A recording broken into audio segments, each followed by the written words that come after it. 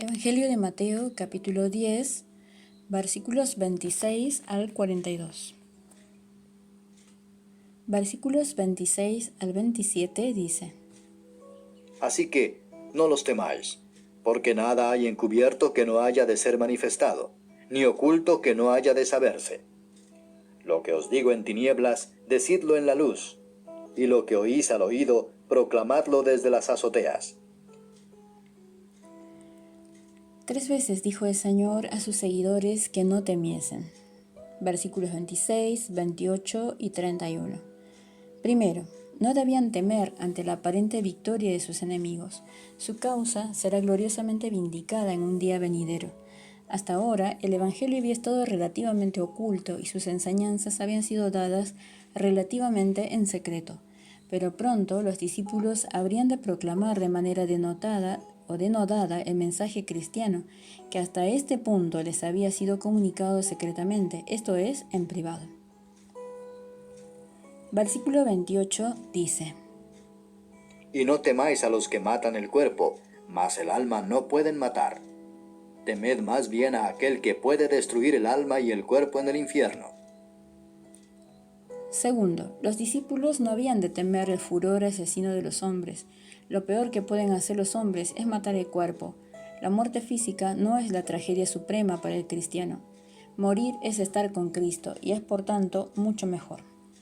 Es la liberación del pecado, del dolor, de la enfermedad, del sufrimiento y de la muerte. Es el traslado a la gloria eterna.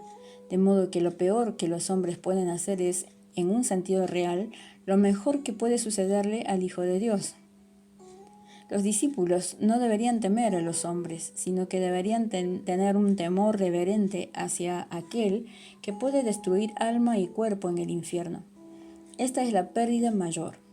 La separación eterna de Dios, de Cristo y de toda esperanza. La muerte espiritual es aquella pérdida que no puede ser medida y la suerte que debe ser evitada a toda costa.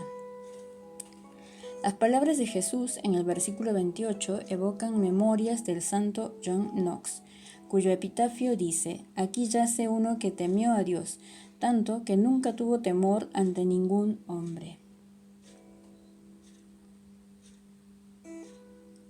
Versículo 29 dice: ¿No se venden 2 pajarillos por un cuarto? Con todo, ni uno de ellos cae a tierra sin vuestro Padre. En medio de las más ardientes pruebas, los discípulos podrían estar confiados en el cuidado de Dios. El Señor Jesús enseña esto por medio del ubicuo gorrión. 2 de estos insignificantes pájaros eran vendidos por un cuarto. Sin embargo, ni uno de ellos muere sin consentirlo vuestro Padre, sin su conocimiento o su presencia.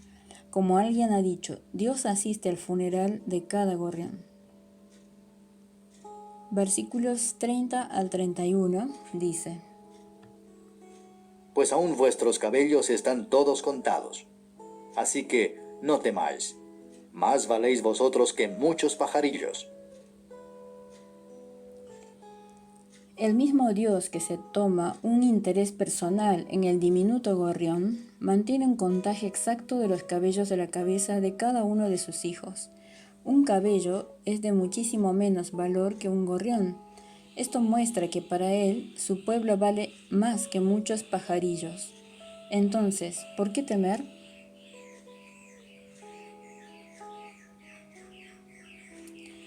Versículo 32 dice: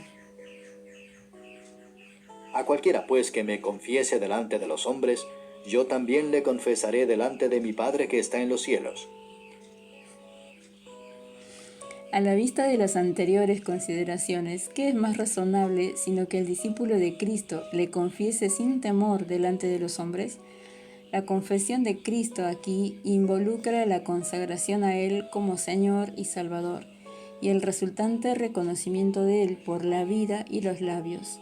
En el caso de la mayoría de los 12, esto condujo a la confesión final del Señor en el martirio.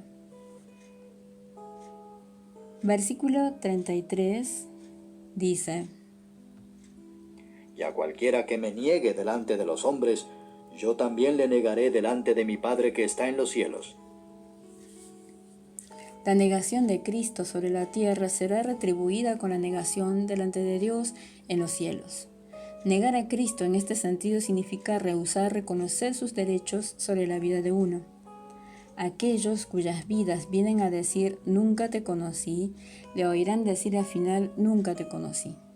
El Señor no se refiere a una negación temporal de Él bajo presión, como en el caso de Pedro, sino a aquella clase de negación que es habitual y definitiva. No paz, sino espada. Versículos 34 a 39.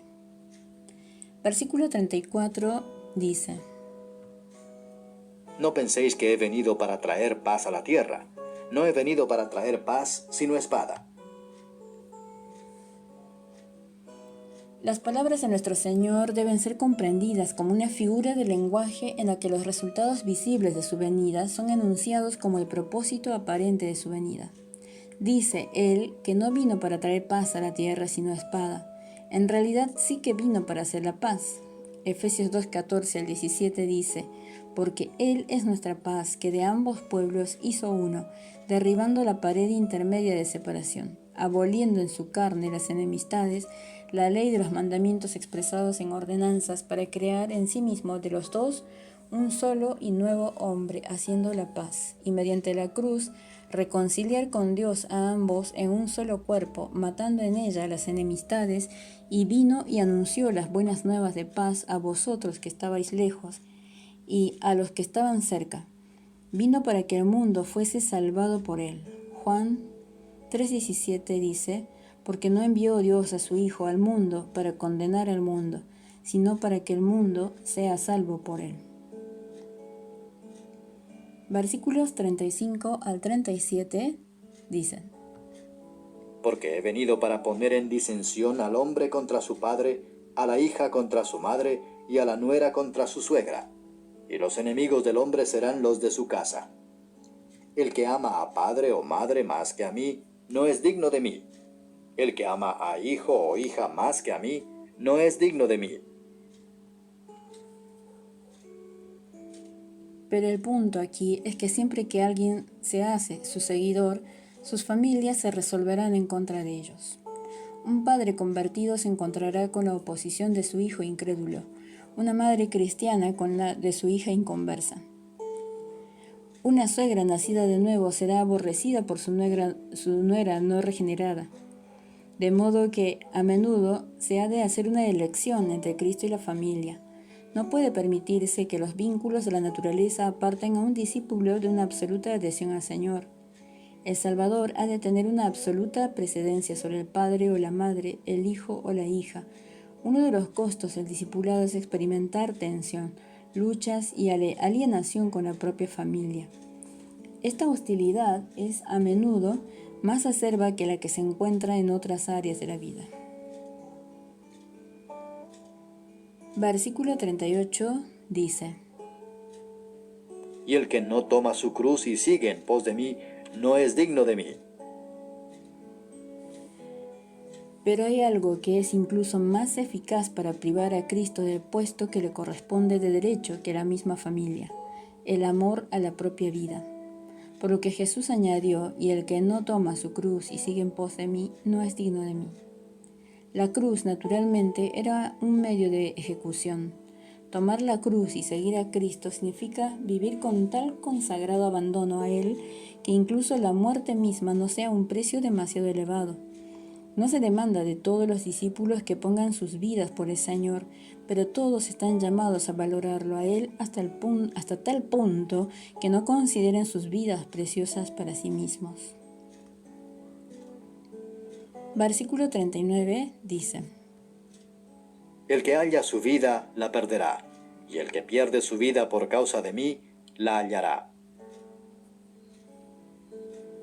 El amor de Cristo ha de dominar el instinto de autoconservación. El que halla su vida, la perderá, y el que pierde su vida por causa de Cristo, la hallará.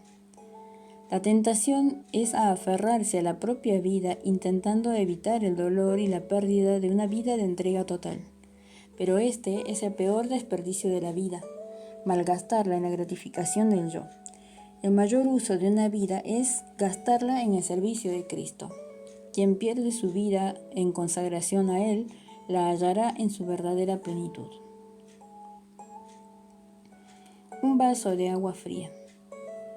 Capítulo 10, versículos 40 al 42. Versículo 40 dice: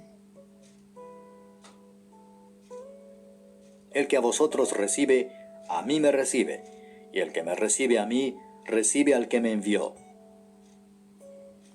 No todos iban a rehusar el mensaje de los discípulos. Algunos los reconocerían como representantes del Mesías y los recibirían con gentileza.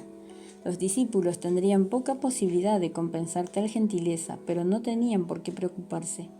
Lo que fuera hecho por ellos sería considerado como hecho al Señor mismo y sería consiguientemente recompensado. Recibir a un discípulo de Cristo sería equivalente a recibir al mismo Cristo, y recibirle a Él era lo mismo que recibir al Padre que le envió, por cuanto el enviado representa a aquel que lo envía. Recibir a un embajador que representa el gobierno que le comisiona es disfrutar de relaciones diplomáticas con su país. Versículo 41 dice: El que recibe a un profeta por cuanto es profeta, recompensa de profeta recibirá. Y el que recibe a un justo por cuanto es justo, recompensa de justo recibirá. Todo aquel que recibe a un profeta por cuanto es profeta recibirá recompensa de profeta. Pearson comenta: los judíos consideraban la recompensa de un profeta como la mayor posible, porque mientras que los reyes gobernaban en nombre del Señor y los sacerdotes ministraban en nombre del Señor, el profeta venía de parte del Señor para instruir tanto al sacerdote como al rey. Cristo dice que si uno no hace otra cosa más que recibir a un profeta como tal, recibirá la misma recompensa que la dada al profeta si le ayuda. Piensa en ello cuando te sientas inclinado a criticar a un orador. Si le ayudas a hablar de parte de Dios y le alientas, recibirás parte de su recompensa, pero si le dificultas llevar a cabo su oficio, perderás tu recompensa. Es una gran cosa ayudar a alguien que trata de hacer lo bueno. No deberías considerar su vestido, su actitud, su manera de actuar o su voz, sino que deberías mirar más allá de estas cosas y decir: ¿es este un mensaje de parte de Dios para mí? ¿Es este hombre un profeta de Dios para mi alma? Si lo es, recíbele, magnifica su palabra y obra consigue parte de su recompensa. Aquel que recibe a un justo por cuanto es justo, recibirá recompensa de justo. Los que juzgan a los demás por su atractivo físico o riquezas materiales, no llegan a darse cuenta de que la verdadera valía moral está a menudo revestida de una gran humildad. La manera en que alguien trata al discípulo más de a pie es la manera en que trata al Señor mismo.